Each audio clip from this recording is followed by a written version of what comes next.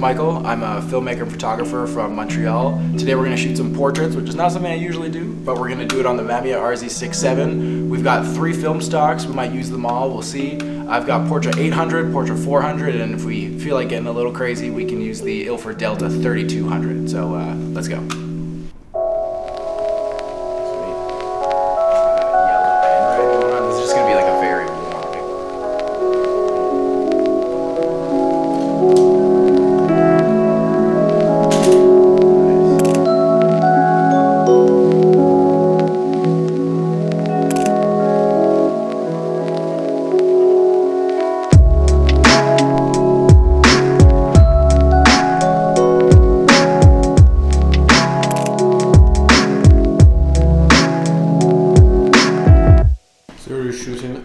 What ISO? I'm shooting at 6400 ISO because, with the 800 speed portrait.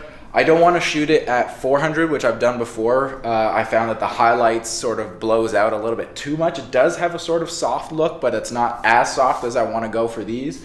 Also, I just want to get something a little bit more high contrast, so I'm going to shoot at 6400 because I want a little bit of shadow detail, but still have it pretty dark.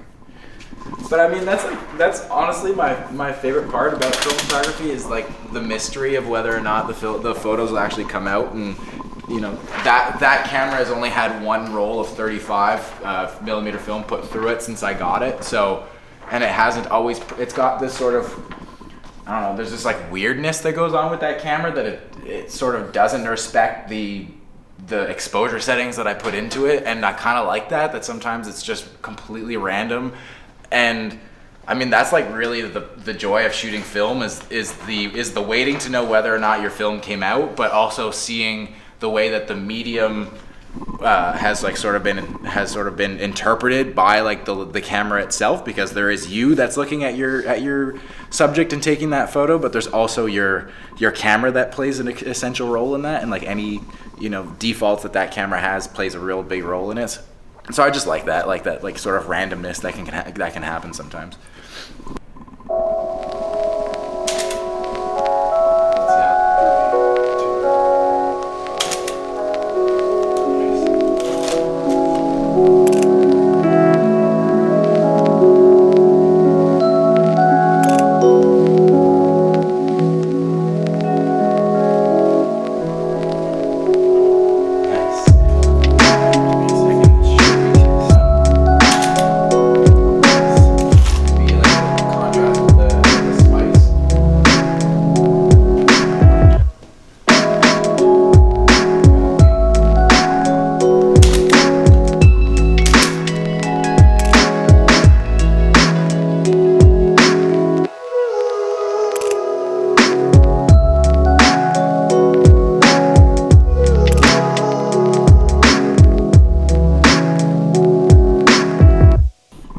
You said that there is a long reason. I'm more interested about the long reason. The long reason. Yeah. Okay. So the long reason as to why I really like shooting film is that I wholeheartedly believe that there is no other form of art that can capture time and memory. Okay. Pure time and memory. Everything else, we can get into a long conversation about like how you frame up a picture, so it's like interpretive by way of you framing it, so you're choosing what's in the frame. So yes, it's an interpretation of time or interpretation of a reality, but painting, pottery, anything else, any other form of art is all very much so interpretive. It's an artist's way of seeing a situation, whereas photography is time and memory ingrained in this physical form that you can hold. Like you can hold a physical piece of time that like this actually happened and it looked like this, and like again we can go into like Photoshop or whatever, but film itself is a physical piece of time that I feel like no other medium of art can compare to, because you can actually hold a piece of celluloid and look at it and see the grain and see the way that shadow and light hit a subject, and you know that like that's exactly how it happened at that time, and that's exactly how it looked, and it's an image of a real person on a real physical piece of art, and no other art form can do that. Perfect. That's my short version of my long version.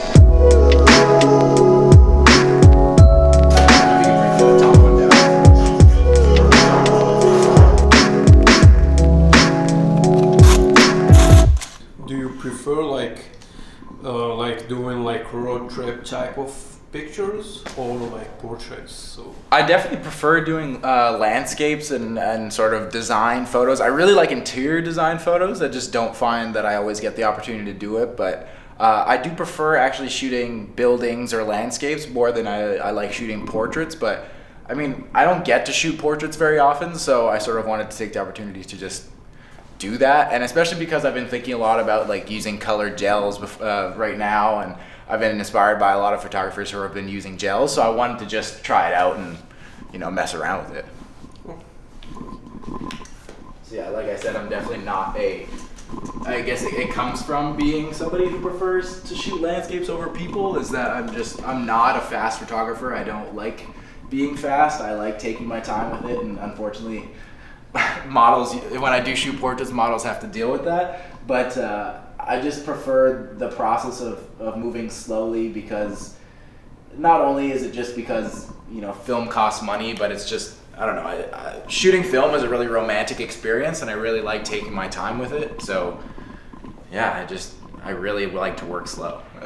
So while I thought after this, after the Portra 800, that I wanted to throw in the Delta 400 or Delta 3200 and get sort of some crazier black and white portraits, but after that last shot, I kind of want to continue going in a little bit more color and messing around with it. So I'm gonna load up the Portra 400.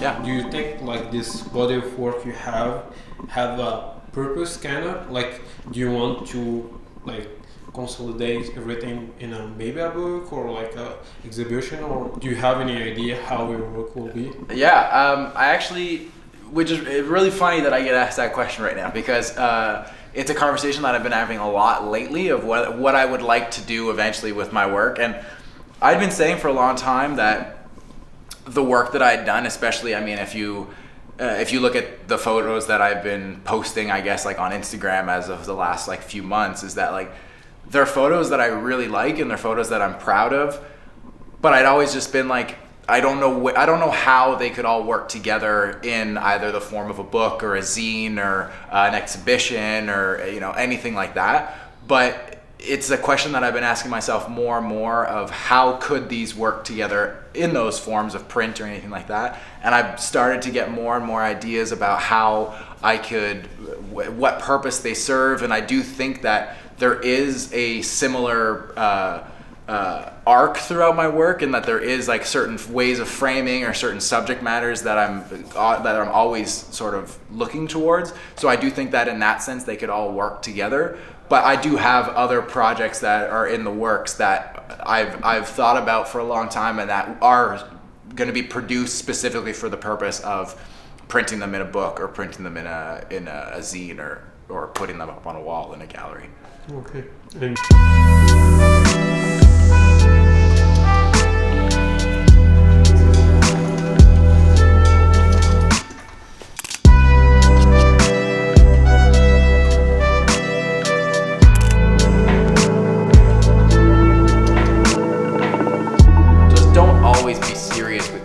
like, even if it is film, even if it does cost money, even if it's like, you know, everything that I was saying before about, you know, taking your time with it and, you know, treating it like it's this precious thing, but like also it's really important to just like have fun with like what you're shooting and just like experiment, and like don't always make something that's so serious of like this and think like this is gonna be my like, you know, PS, like that my like oeuvre is gonna be like the biggest thing that I ever make. It's just like, you know, just have fun. I mean, who cares? At the end of the day, that's art, man. Like, It could all turn out like shit anyways. yeah, exactly. At the end of the day, it can all turn out like shit.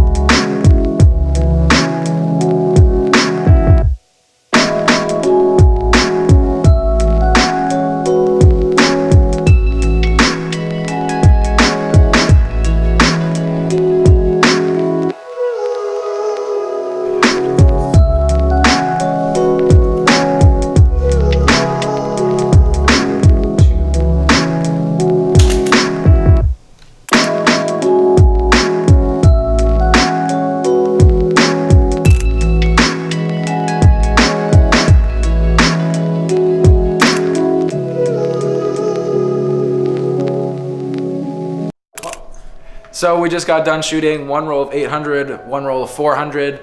This whole shoot started with a much cooler idea, but really veered off into something a little bit more weird, a little bit more fun, and then actually ended up what I think was a lot cooler.